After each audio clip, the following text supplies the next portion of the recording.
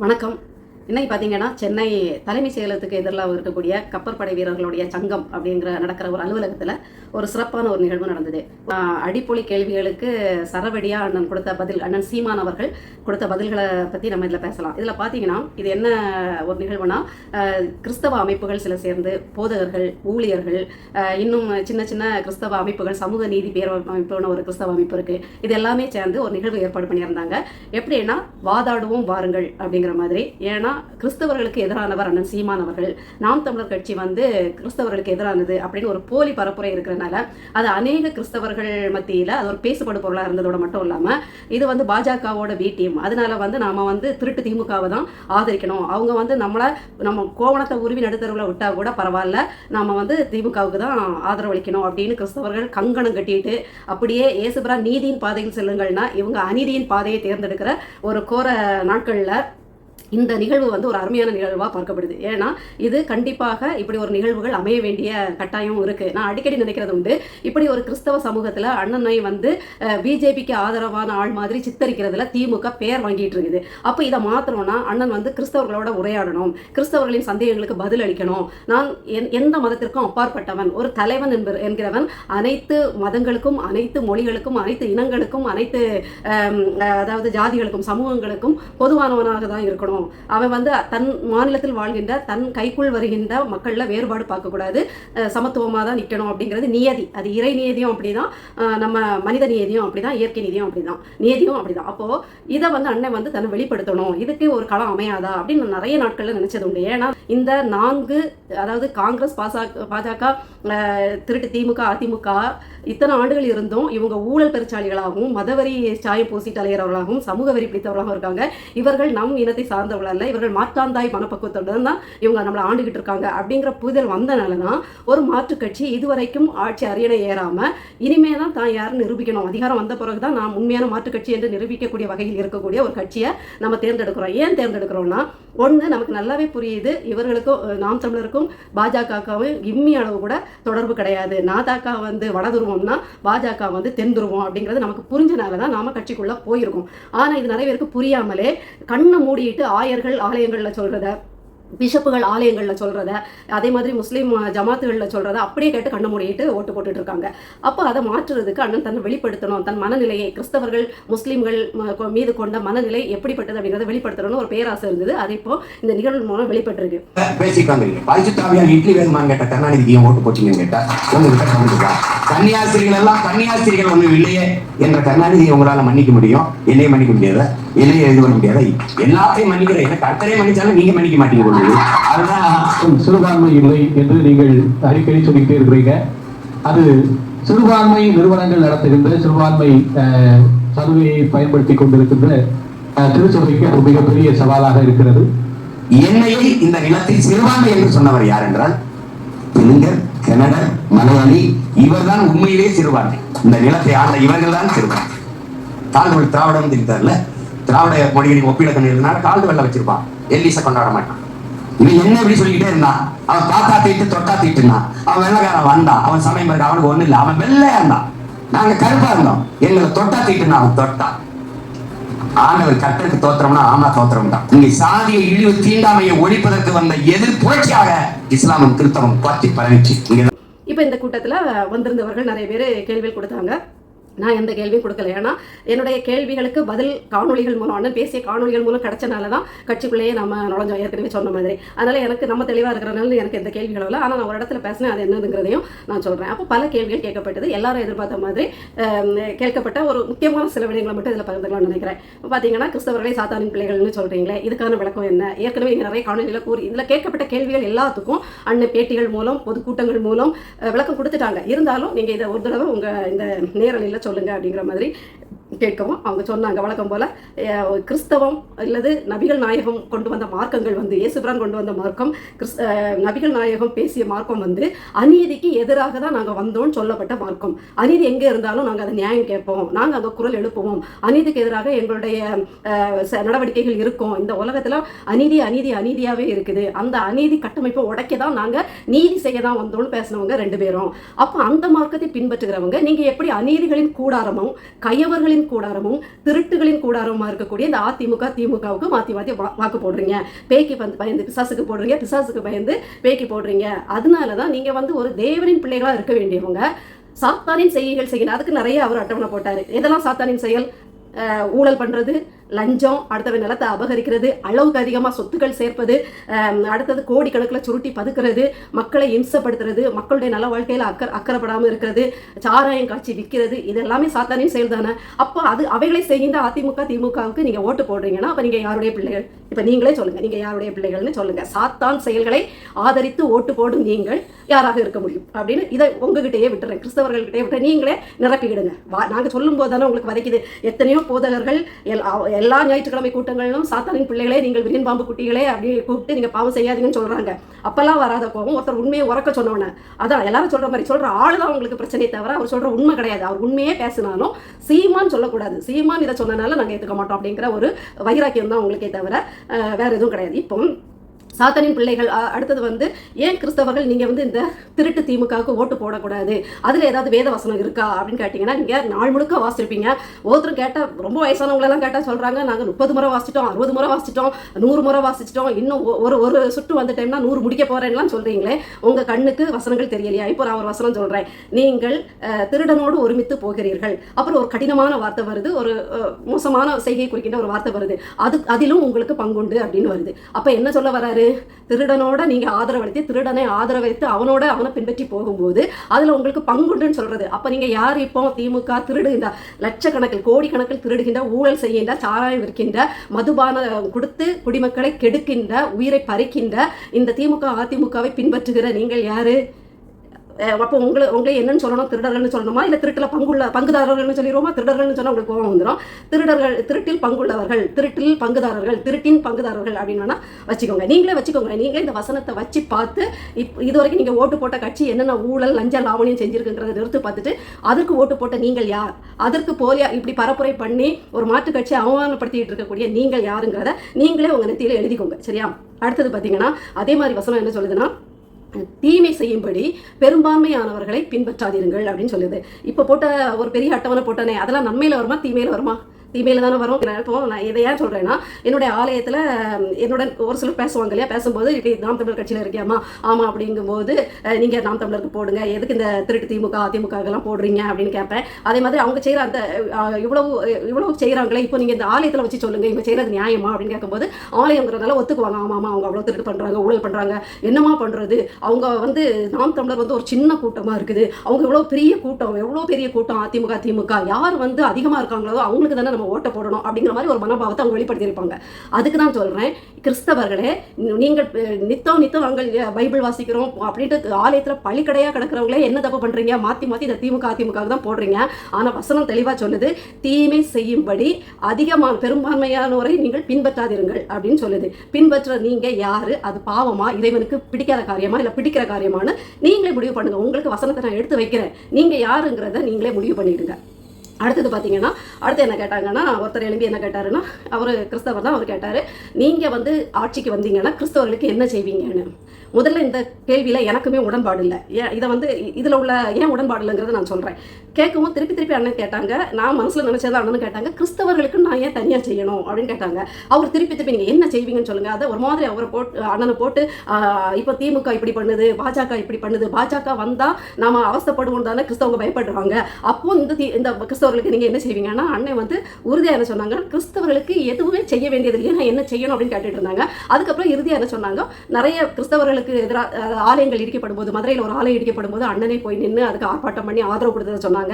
கன்னியாகுமரியில் வந்து கிறிஸ்தவ நாதக பிரமுகர் வந்து கிறிஸ்தவ ஆலயத்திலேயே ஃபாதரியார் மற்றும் திமுக எம்எல்ஏயின் சூழ்ச்சியால் அடிச்சே கொல்லப்பட்ட அந்த சேவியர் அண்ணனோட அந்த இதுக்கு ஆர்ப்பாட்டம் பண்ணி அதை பெரும் கவனத்துக்கு கொண்டு போய் நீதிமன்றத்தில் வந்து தீர்ப்புகள் அதாவது தீர்ப்பில் நீதிமன்றத்தில் நடவடிக்கை எடுக்கிற அளவுக்கு நாங்கள் அதை கொண்டு போனோங்கிறதெல்லாம் சொன்னாங்க. சொல்லிட்டு என்ன சொன்னாங்க, உங்கள் பக்கம் நிற்போம், அவ்வளோதான். அண்ணன் தெளிவாக சொன்னாங்க, எனக்கு கிறிஸ்தவர் இந்து முஸ்லீம்ங்கிற பேதமே கிடையாது, மதம் எனக்கு பொருட்டே கிடையாது, என் இனம் என் மொழி என் மக்களோட நலன் தான் நான் முன்னாடி எப்போவுமே நான் நினச்சிக்கிட்டு இருக்கேன். அதோட சேர்த்து தமிழ்நாட்டில் வாழ்கின்ற எந்த இனத்தவராயினும் எந்த மதத்தாயினும் பிற மொழியோ வேற்று மொழியோ அவர்கள் வாழ்ந்துவிட்டு போகட்டும், நலமாகவே நம்முடைய நாட்டில் பிற இனத்தவரும் சந்தோஷமாகவே வாழ்ந்துட்டு போட்டோம், அவர்களுக்கும் நான் வந்து எந்த இடர்களும் செய்ய போகிறதில்லை, ஆனால் ஆளுறது தமிழனாக இருக்கணும் அப்படின்ட்டு சொன்னார். அதனால் நான் கிறிஸ்தவர்கள் கிறிஸ்தவர்களுக்கு அப்பவும் அப்படிதான். கிறிஸ்தவர்களுக்கு ஒண்ணுன்னா என்னால கிறிஸ்தவர்களுக்கு எந்த பாதிப்பும் இருக்காது. அதே நேரத்துல கிறிஸ்தவர்கள் அநியாயமா ஒரு இடத்துல வந்து பாதிக்கப்படுறாங்கன்னா கண்டிப்பா அதுக்கான நடவடிக்கையை நான் எடுப்பேன், அவங்க பக்கம் நிற்பேன் அப்படிங்கிறத சொன்னாங்க. இதுல வந்து ஏன் எனக்கு இந்த கேள்வியில் உடன்பாடு இல்லை அப்படின்னு பார்த்தீங்கன்னா, இந்த கிறிஸ்தவர்களுக்கு எப்போவுமே இவங்க வந்தால் நாமளும் எப்படி நல்லா இருப்போம், அதாவது கிறிஸ்தவ கொள்கைக்கே எதிரானது இந்த கேள்வி. ஏன்னா நீங்க எனக்கு, என் பிள்ளைக்கு, என் குடும்பத்துக்கு, இந்த கிறிஸ்தவர்களுடைய ஜபம் பொதுவாக இப்படிதான் இருக்கும். என் குடும்பம், என்னோட இது, நான் வீடு வாங்க போறேன், அதை பாருங்க, நான் கார் வாங்க போறேன், நான் இது வாங்கணும், நான் இன்னும் ஒரு வீடு வாங்கிட்டு இன்னும் 2வது பிள்ளைக்கு ஒரு வீடு வாங்கணும், இன்னும் அடுத்த பிள்ளைக்கு இன்னொரு வீடு வாங்கணும் எல்லாம் அப்படின்ட்டு நான்ட்டு கிறிஸ்தவர்களுக்கு ஒரு தலைவன் வந்துட்டான்னா, ஒரு தலைவனை தேர்ந்தெடுக்கணும், அவன் கிறிஸ்தவர்களுக்கு என்ன செய்வான்னு சுயநலமாவே சிந்திப்பாங்க. தன்னை சுற்றி இருக்கின்ற பிற இனத்தவர், பிற மதத்தவரை பத்தி அவங்களுக்கு ஓடவே ஓடாது. முதலாவது நாம ஒரு தலைவன்ட்ட கிறிஸ்தவர்களுக்கு என்ன செய்வீங்கன்னு கேட்டீங்கனாலே கிறிஸ்தவத்துக்கு அடிப்படையே அது தவறு.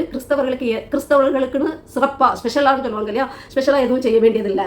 இந்த தமிழ்நாட்டில் அண்ணன் ஆட்சி அமைஞ்சா அவர் எல்லா மதத்துக்கும், எல்லா இனத்துக்கும், எல்லா சமூகத்துக்கும் பொதுவானவராக தான் இருக்கணுமே தவிர கிறிஸ்தவத்துக்குன்னு தனியாக எதுவும் செய்ய வேண்டிய அவசியம் இல்லைங்கிறதா என் பார்வை. இப்போ உங்களை வந்து தமிழ்நாட்டில் பாஜக விடுங்க, RSS விடுங்க, அவங்க நம்மளை நோண்டுறாங்க, குடையிறாங்க, அதை தள்ளி வைங்க, அதெல்லாம் அண்ணன் வந்தால் நடக்காதுன்னே கூட வச்சுக்கோங்க. ஆனால் அதை தவிர்த்து கிறிஸ்தவர்களுக்கு இப்போ உங்களுக்கு என்ன இந்த தமிழ்நாட்டில் இல்லை, எல்லாரையும் போல வாழ்றீங்க, எல்லாரையும் போல இருக்கீங்க, உங்களுக்கு உழைக்கிறதுக்கு, பிழைக்கிறதுக்கு, வாழ்றதுக்கு எப்படி ஒரு இந்துக்கு உரிமை இருக்கோ, எப்படி ஒரு முஸ்லீமுக்கு உரிமை இருக்கோ, இல்லை வைணவம், புத்தம், எதுவோ ஒன்று மற்ற எல்லா மக்களுக்கும் என்னென்ன தார்மீக உரிமைகள் இந்த நிலத்தில் இருக்கோ அது இருந்துட்டு தானே இருக்குது. அப்புறம் இதில் இப்போ என்ன ஸ்பெஷலாக கிறிஸ்தவங்களுக்கு பண்ணணும் எனக்கு புரியலை. அதனால இந்த கேள்வியை அண்ணன் சீமான்ல யார்ட்டையும் கேட்கறத விடுங்க. கிறிஸ்தவங்களுக்கு என்ன செய்வீங்கன்னு கேட்காதீங்க. நீங்கள் ஒரு நல்ல மனிதராக ஒரு பொதுநல நோக்கோடு இருந்தீங்கன்னா நீங்கள் அப்படி கேள்வி கேட்க மாட்டீங்க. நீங்கள் ஆட்சிக்கு வந்தீங்கன்னா தமிழ்நாட்டு மக்களுக்கு என்ன செய்வீங்க, தமிழ்நாட்டு மக்களை எப்படி இந்த பாதிப்புகள் வந்து காப்பாற்றுவீங்க? ஊழல், லஞ்சம் புறையோடி போய் கிடக்குது, இயற்கை செத்து போயிருக்குது, நிலவளம், நீர்வளம் மாசுபட்டு போய் கிடக்குது, இதெல்லாம் சரியாக்குவேன்னு சொல்றீங்களே, சரியாக்குவீங்களா? அவங்களை நம்பலாமா அப்படின்னு பொதுவான எல்லா மக்களுக்கு உள்ளதை கேளுங்க. இப்போ என்ன, அவர் உங்களுக்கு ஆட்சிக்கு வந்துட்டா வீதி தோறும் சர்ச்சை கட்டி தரணுமா, இல்லை உங்களுக்கு வீட்டுக்கு ஒரு ஆலயம் பண்ணி தரணுமா, நீங்கள் வந்து நடுரோட்டில் சர்ச்சை வச்சாலும் அவர் ஓகேன்ட்டு இப்படி சுற்றி வளைச்சி போகணுமா, என்ன சொல்ல வர்றீங்க? அதனால் அபத்தமாக இந்த கேள்விகளை கேட்குறத தவிர, கிறிஸ்தவர்களுக்குன்னு எந்த தலைவரும் கிறிஸ்தவர்களுக்குன்னு எதுவும் பெருசாக செய்யாண்டாங்க. எல்லா மக்களையும் ஒரே மாதிரி சமூக நீதியோட நடத்தினாலே, சமூக பார்வையோட சமமான பார்வையோட நடத்தினாலே போதுமே தவிர எந்த ஸ்பெஷலும் எந்த மதத்தவருக்கும் தேவையே இல்லை. அதனால் இந்த கேள்விகளை கேட்கும்போது சரியாக சுயநலமற்று கேளுங்க, சரியா? அடுத்தது பார்த்தீங்கன்னா, இன்னொருத்தங்க என்ன கேட்டிருந்தாங்கன்னா, நீங்கள் அப்படி சொல்லிகிட்டே இருக்கும்போது அண்ணனே சொன்னாங்க, நான் என்ன வேணாலும் என்னோட சிறப்பான விஷயங்களை நான் செய்கிறதுக்கு தயாராக இருக்கேன் நான் ஆட்சிக்கு வந்தா, ஆனால் அதுக்கு முன்னாடி என்ன கூட்டணிக்கு போக சொல்லி மட்டும் என்னை பாடுபடுத்தாதீங்க அப்படிங்கும்போது ஒருத்தர் எழுப்பி கேட்டாங்க, ஏன் நீங்கள் கூட்டணினா போக மாட்டேங்கிறீங்க, தாவேக்கா மற்றது தான் ஊழல் லஞ்ச ஆட்சின்னு சொல்கிறீங்க, தாவேக்காவுக்கு போக வேண்டியதானங்கும்போது அவர் சொன்னார், நான் 15 வருஷம் 16 வருஷம் போராடி இந்த கட்சியை நடத்திட்டு இருக்கேன், எனக்குன்னு ஒரு கனவு இருக்குது, ஏன் கனவை கொண்டுட்டு நான் வந்து போகும்போது இன்னொருத்தரோட போய் நான் வந்து அதை சமரசம் செஞ்சு அவருக்கு பின்னாடி போய் நான் நிற்க முடியாது, வேணா அவரை ஏன் தலைமை ஏற்று வர சொல்லுங்க, ஆனால் ஒரு நிபந்தனை, அவர் அந்த பெரியாரை தூக்கி கீழே போட்டுக்கிட்டு பெரியார் எனக்கு வேண்டாம், திராவிடம் எனக்கு வேண்டாம்னு சொல்லிட்டு என்கிட்ட வரதா இருந்தால், என் தலைமையை ஆதரிச்சு என் தலைமையின் கீழே அவர் வரதா இருந்தால் அதை யோசிக்கலாம் அப்படின்னாரு. சரியான பதில் இதைத்தான் நாங்கள் எதிர்பார்த்தோம். கிறிஸ்தவ மக்கள் ஏன் திருப்பி திமுக தான் நமக்கு பாதுகாப்பு, சிறுபான்மையினர்னு நம்மளை குறிப்பிட்டு சிறுபான்மையினருக்கு நாம தான் பாதுகாப்புன்னு சொல்கிறாங்களே, இதை பற்றி என்ன சொல்கிறீங்க அப்படின்னு கேட்கும்போது அதுக்கு வழக்கம் போல அண்ணன் கொஞ்சம் டென்ஷன் ஆனாங்க, உங்களை சிறுபான்மைன்னு குறிக்காதீங்கன்னு ஏற்கனவே காணொலிகளில் சொல்கிற எல்லா குறிப்புகளையும் சொன்னாங்க. சொல்லிட்டு என்ன சொன்னாங்க, என்ன ஆனாலும் நீங்கள் இந்த திமுகவுக்கு தானே போடுறீங்க, அதுக்கு காரணம் கேட்டால் என்ன சொல்கிறீங்க, பாதி கிறிஸ்தவங்க பைபிள் அதாவது வேதாகமத்தில் வந்து ஒரு கை வந்து இப்படி காட்டுச்சு, அதனால நாங்கள் கையை அடையாளமாக எடுத்துக்கிட்டு அவங்களுக்கு ஓட்டு போடுறோம். இன்னொருத்தர் கேட்டால் என்ன சொல்கிறாங்க, சூரியன் வந்து வெளிச்சம் கொடுத்துச்சு, சூரியனோட அடையாளம் வந்து நிறைய பைபிள் இருக்குது, அதனால நாங்கள் இந்த ஊழல் கட்சி திருட்டு திமுகவுக்கு போடுறோம் அப்படின்னு சொல்கிறீங்க. அப்போ எனக்குன்னு எந்த அடையாளமும் இல்லையா, நான் ஏசப்பாட்டையே நேரடியாக கேட்கலான் இருக்கேன், உங்கள்கிட்டலாம் ஓட்டு கேட்கறதுக்கு பதிலாக நான் நேரடியாக ஏசுபிரான்ட்டையே ஓட்டு கேட்கலான் இருக்கேன் அப்படின்னு சொன்னாங்க. இதுக்கு தான் நான் கடைசியில் எழுப்பி ஒரு பதில் கொடுத்தேன். எல்லாரும் கேள்வி கேட்க போகிறாங்கன்னு நினச்சாங்க. நான் ஏற்கனவே சொன்ன மாதிரி எனக்கு கிறிஸ்தவத்துக்கு அண்ணன் எதிராக இருக்காருங்கிறதுல எனக்கு வந்து உடன்பாடே இல்லை, அதில் எனக்கு எந்த சந்தேகமும் இல்லை. அவர் கிறிஸ்தவத்துக்கு எதிரானவர் இல்லை அப்படிங்கிற, அவர் எந்த மதத்தைக்கும் எதிரானவர் இல்லை, அவரவர் நம்பிக்கை அவரவர் மத வழிபாடுன்னு நினைக்கிறவர், அதனால் எனக்கு அதில் எந்த சந்தேகமும் கிடையாது. நான் வந்து அவருக்கு ஆதரவாக எழுப்பி சொன்னது என்னென்னா, நீங்கள் எனக்கு எதுவும் இல்லையா பைபிள்னு கேட்டீங்க, இருக்குன்னா பிரசங்கி 4:14 அரசால சிறைச்சாலையிலிருந்து புறப்படுவார் உண்டு அப்படின்னு சொல்லி முடிக்கவும், என்ன சிறைச்சாலைக்கு போக சொல்றீங்களாங்கிற மாதிரி நையாண்டியா கேட்டாங்க. அது இல்லை, சிறைச்சாலைக்கு அண்ணன் ஏற்கனவே பல தடவை போயிட்டு வந்தார். அதனால போயிட்டு வந்ததை தான் நமக்கு கணக்கெடுக்கணும். ஏன்னா அண்ணன் கட்சி ஆரம்பிச்சதே சிறைச்சாலையில் போட்டு அந்த கோவத்தில், அந்த வெறுப்பில், நான் மக்களுக்காக பேசுனதை போய் என்னை சிறைச்சாலை போட்டு வாட்டி வதைக்கிறீங்களேங்கிற அந்த வெறுப்பில் தான் கட்சியை ஆரம்பிச்சு, அமைப்பாக இருந்ததை கட்சியாக மாற்றினாருன்னு நான் கேள்விப்பட்டிருக்கேன். அப்போது சிறைச்சாலையிலேருந்து அவர் புறப்பட்டுட்டார். இனிமேல் அரசாளணும், அவ்வளோதான். இந்த வேத வசனம் அவருக்கு பொருத்தமாக எனக்கு ஒரு நிகழ்வில் அது கிடச்சிச்சு. இதே நாம் தமிழர் நிகழ்வில் அது இன்னொரு தடவை பொருத்தமாக அது எப்படி கிடச்சிது அப்படிங்கிறத இன்னொரு சம்பவங்கள் விளக்கும் போது அதை நான் சொல்கிறேன். அப்போ இந்த வசனத்துக்கு அண்ணன் பொருத்தமாக இருக்கிறாரு, இதுதான் அண்ணனுக்குரிய வசனம்னு நான் அப்போவே அந்த நிகழ்விலேயே நான் அதை குறிப்பாக சொல்லிட்டேன். இன்னைக்கு இன்னொரு தருணம் அண்ணனுக்கு கிடைக்கும் போது ஆதரவாக நான் சொன்னது உங்களுக்கும் இருக்குன்னா, சிறைச்சாலையிலேருந்து வெளியில் வந்து கட்சி ஆரம்பிச்சிங்க, அப்போ அரசால தான் போகிறீங்க, சிறைச்சாலைக்கு போயிட்டீங்க, இனிமேல் அரசாடுறது தான் பாக்கி அப்படின்னு. அடுத்தது அதுக்கு அடுத்து அந்த வசனத்தோட தொடர்ந்து ஒரு லைன் வரும், ராஜாங்கத்தில் பிறந்து ஏழையாவோரும் உண்டு. இது கரெக்டாக திமுக குடும்பத்துக்கு பொருந்தும். பரம்பரையாக நாங்கள் அரச பரம்பரை அப்படின்னு கனவுல மிதக்கிறாங்க இல்லையா, அந்த சின்னவருக்கு இந்த லைனை நான் பொருத்தி பார்க்குறேன். அதே மாதிரி விவசாயி சின்னத்தோட பொருத்தி பார்க்க வேண்டிய பண்டிகை, அதாவது இஸ்ரவேல் மக்களுக்கு இறைவன் கட்டளை கொடுக்குறாரு, நீங்கள் வந்து வருஷந்தோறும் உங்களுடைய உழைப்பை விவசாயம் பண்ணுங்க. அப்போ விவசாயம் தான் வேலையே. நீங்கள் வந்து உங்களுடைய வயல்களில் வந்து உழுது விதைச்சி அதன் பலனை எல்லாம் அந்த வருஷ கடைசியில் சேமித்து அந்த வருஷ துவக்கத்தில் என்ன பண்ணுங்கன்ட்டா அதை அதாவது நன்றி செலுத்தும் விதமாக அறுவடை பண்டிகையாக கொண்டாடுங்க அப்படின்னு தெளிவாக போட்டிருக்கு. அதுவும் முதற் பலன்களால், அந்த விதைகள்லையே அந்த முதல் விதையெல்லாம் எடுத்து வைப்பாங்க தெரியுமா முளைக்கிறதுக்கு, அது மாதிரி முதல் நீங்கள் முளைக்க போடுறதுக்குன்னு சிறந்ததை தேர்வு செஞ்சு வச்சுருக்கீங்க இல்லையா, அதில் சிறந்ததை எனக்கு வந்து காணிக்கையாக கொடுத்து அதை கொண்டாடுங்க அப்படின்னு சொல்லியிருக்கேன். அதுதான் உங்களுக்கான வசனம் அப்படின்னு சொல்லிக்கிறேன். இப்படி சொல்லி முடித்தேன். அதுக்கப்புறம் இனிதே அந்த நிகழ்வு நடந்து முடிஞ்சிச்சு. அதான் நம்மளுடைய பொங்கல் பண்டிகையும் அதுவும் ஒத்து போகும். என்ன வித்தியாசம்னா, பொங்கல் பண்டிகையில் சூரியன் போன்ற இயற்கையை வழிபடுவாங்க. ஆனால் இறைவன் என்ன சொல்கிறாரு, இந்த இயற்கையை படைத்ததே நான், அது ஒரு உயிரற்ற பொருள், உனக்கு உதவுறதுக்கு, நீ உயிர் வாழ்கிறதுக்கு நான் யோசித்து புத்திசாலித்தனமாக இதுகளெல்லாம் வச்சுருக்கேன்.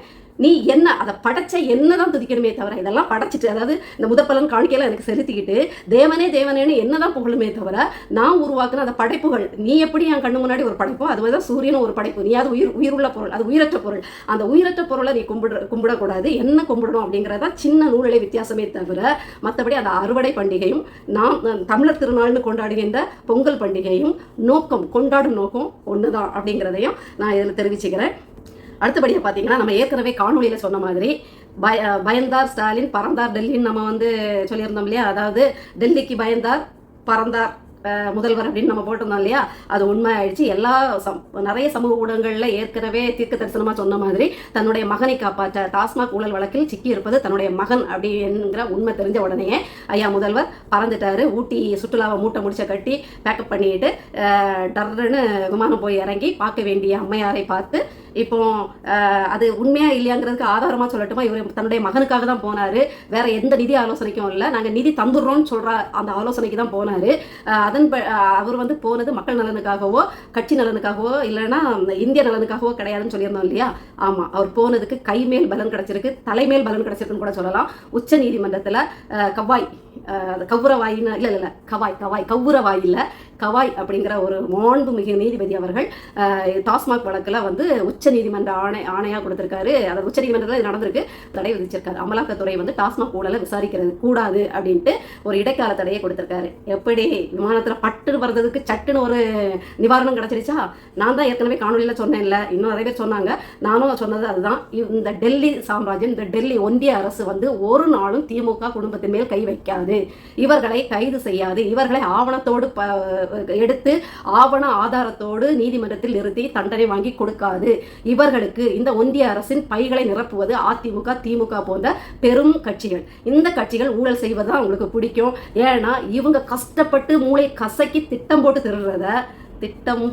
திருடுற கூட்டம். அதான் அந்த அதிமுகவும் திமுகவும் திட்டம் போட்டு திருடுறத உட்கார்ந்த இடத்துல பாக்கெட்டை நிரப்பி கட்சியை வளர்த்து எம்எல்ஏக்களை விலைக்கு வாங்குற ஒன்றிய அரசு அதிமுக திமுக மாற்றி அரசு ஆளுவதை விரும்பும். கொஞ்சம் டீல் எப்படி பேசுவாங்கன்னா, நாம் தமிழர் கட்சி ஓட்டை எப்படியாவது கொஞ்சம் திருடி நாம் தமிழர் கட்சிக்கு வர வேண்டிய சதவீதத்தை பாஜக வாங்குற மாதிரி பண்ணி கொடுத்துருங்க. அதாவது மூக்குத்தியில் டெக்னாலஜிலாம் ரொம்ப வளர்ந்துருக்குங்க. அதோட மூக்குத்திக்குள்ளே இந்த முடிக்குள்ளே இந்த ஒரு முடிக்குள்ளே கூட அவங்க வந்து டெக்னாலஜி யூஸ் பண்ணி ஏதாவது பதிச்சு வச்சுருப்பாங்கங்க. அதனால நாங்கள் எல்லாத்தையும் கலட்டிட்டு தான் விடுவோம் நீட் தேர்வுக்கு அப்படின்னு சொல்கிற அந்த டெக்னாலஜி ஓட்டு எண்ணும் போது மாற்றி எண்ணுறதுக்கோ இல்லை கொஞ்ச நேரம் நிறுத்தி வச்சுக்கிட்டு அந்த இவ்வளோ இங்கே நாம் தமிழருக்கு வந்திருக்கு அதை அப்படியே இங்கே மாற்று அப்படின்னு சொல்கிறதுக்கோ எவ்வளோ நேரம் ஆகும்? அங்கே யார் பார்க்க போகிறா? எத்தனை எத்தனை ஓட்டு என்ற இடத்துல நாம் தமிழரை வெளியேற்றினாங்க, எத்தனை கள்ள ஓட்டுகள், ஒரு குறிப்பிட்ட மணிக்கு மேலே நாம் தமிழர் கட்சி ஓட்டு எண்ணப்படவே இல்லையே. அப்போது பாஜகவோட டீலிங் என்னன்னா, நாங்கள் உங்களை பயமுறுத்தி பூச்சாண்டி காட்டி எங்களுக்கான நிதியை உங்ககிட்ட நீங்கள் திருடி வச்சதில் பாதி நாங்கள் வாங்கிடுவோம். அதோட சேர்த்து எங்களுக்கு நாம் தமிழர் கட்சி வளரக்கூடாது, தமிழ் தேசியம் எங்கேயுமே வளர்ந்துடக்கூடாது. அதனால் நாம் தமிழர் கட்சி வாங்க வேண்டிய சதவீதத்தில் ஒரு 1/2 பங்கு 1/4 பங்கு எங்களுக்கு தள்ளிடுங்க. அதுக்கு என்ன பண்ணணுமோ அது பண்ணுங்க. தேர்தல் ஆணையம் உங்கள் கண் அசைவிலேயே கண்டுக்காமல் இருக்கணும். எங்கே ரூபா கொடுத்தாலும் தேர்தல் ஆணையம், நீங்கள் ஃபோன் போட்டு கைபேசியில் அழைச்சாலும் வராது, நீங்கள் கையங்களமாக பிடிச்சு கொண்டு கொடுத்தாலும் அது கண்டுக்காது. தேர்தல் ஆணையம் நாம் தமிழரை வந்து மற்றவங்க விரட்டும் போது, கள்ள ஓட்டு போடும்போது கண்டுக்காது. இந்த டீலிங் எல்லாம் பேசி முடிக்கிறதுக்கு தான். ஏன்னா இதே மாதிரி அதிமுக ஏதாவது வந்து முக்கியமான திட்டத்துக்கு கையெழுத்து வாங்கணும், அதிமுக கொஞ்சம் ஜகா வாங்கிறோம் அப்படின்னு தோணுச்சுன்னா, அப்போ அதிமுக ஆட்சியில் கூட ஒரு 2-3 அமலாக்கத்துறை ரைடு, குட்கா பாஸ்கர் வீடு அப்படி இப்படின்ட்டு ரைடு போச்சு. இது எல்லாமே அவங்களுக்கு கைது செய்யும் நோக்கம் இல்லை. ஏன்னா அவங்க ஊழல் செஞ்சிருக்காங்கன்னு தெரிஞ்ச ஆதாரத்தோடு தான் உள்ள போகுதே. அப்பவும் கைது செய்யலைன்னா அதுக்கு காரணம் இவங்களை வச்சு அவங்க பிழைக்கிறது தானே தவிர, இவர்களுக்குள்ள அதிமுக, திமுக, பாஜக எல்லாமே ஒரு மறைமுக டீலிங்கில் தான் போகுது. அண்டர் கண்ட்ரோலில் தான் இது போயிட்டு இருக்குங்கிறத இன்னொரு தடவை நான் வந்து குறிப்பாக சொல்ல. அந்த கவ்வாய் நீதிபதி வழியாக புகழ்ந்து நக்கீரன் பிரகாஷ் தாமோதரன் ஒரு தத்த வாய் இருக்குது, அது வேற பயங்கரமாக பேசுது. உங்களுக்கு நீங்களாம் பத்திரிகையாளர்களா? அப்போது அதிமுக ஜெயலலிதா ஊழல் ராணி, ஊழல் குற்றவாளி, ஏவன் குற்றவாளின்னு அவ்வளோ அதிமுக, எடப்பாடி துப்பாக்கி சூடு, அது இது ஊழல்னு சொல்கிறீங்க. ஆனால் திமுகனா ஊழல் பண்ணலாம், டாஸ்மாக்ல ஊழல் பண்ணலாம், நீதிமன்றமே அபராதம் செலுத்த சொல்கிற அளவுக்கு பினாமி சொத்து சேர்க்கலாம். அப்போ திருட்டும் ஊழலும் பினாமி சொத்து சேர்க்கறது தான் திமுக செஞ்சா சரி, திமுக தான் எழுதி கொடுத்துருக்கு அந்த உரிமை எல்லாம். நீங்கள் நடுநிலை பத்திரிகையாளராக இருந்தால் ஏவன் குற்றவாளி ஜெயலலிதா அம்மையார் நக்கல் அடிச்ச நீங்கள், ஊழல் ராணி நக்கல் அடிச்ச நீங்கள், கருணாநிதி, ஸ்டாலின், அவருடைய உதயநிதி, அவங்க இந்த பரம்பரையே நீங்கள் அப்படி தான் நக்கல் அடிக்கணும். ஏன்னா ரெண்டுமே திராஸில் வச்சு பார்த்தீங்கன்னா ஊழலில் தான் சரிசமமாக நிற்கும். அக்கப்போர் பண்ணதுலையும் மக்களுக்கு எதிராக நின்ற விஷயங்களையும் ரெண்டுமே சரிசமமாக நிற்கும். அப்போ நீங்கள் இந்த ஊழல் திருட்டு திமுகவை ஆதரித்து இடி வந்து அப்படி கவ்வா அப்படிங்கிற நீதிபதி வந்து அமலாக்கத்துறையா டான்னு கேள்வி கேட்டுட்டாராம். அவங்க ரொம்ப வதைக்கிறாங்களாமா, எப்படி நீங்கள் வதைக்கலாம் அப்படி இப்படின்னு கேள்வி கேட்டு உச்சநீதிமன்றம் தடை கொடுத்துருத பெருசாக பிரமிச்சு போய் புலங்காயுதம் அடைச்சி சொல்கிறீங்களே. அப்போ அதே அதிமுகவே ஆதரிச்சுட்டு போகலாமே. திமுக செய்கிற அத்தனை ஊழலையும் அதிமுக செய்யுது, எல்லா அக்கப்புறையும் ரெண்டும் மாற்றி செய்யுது.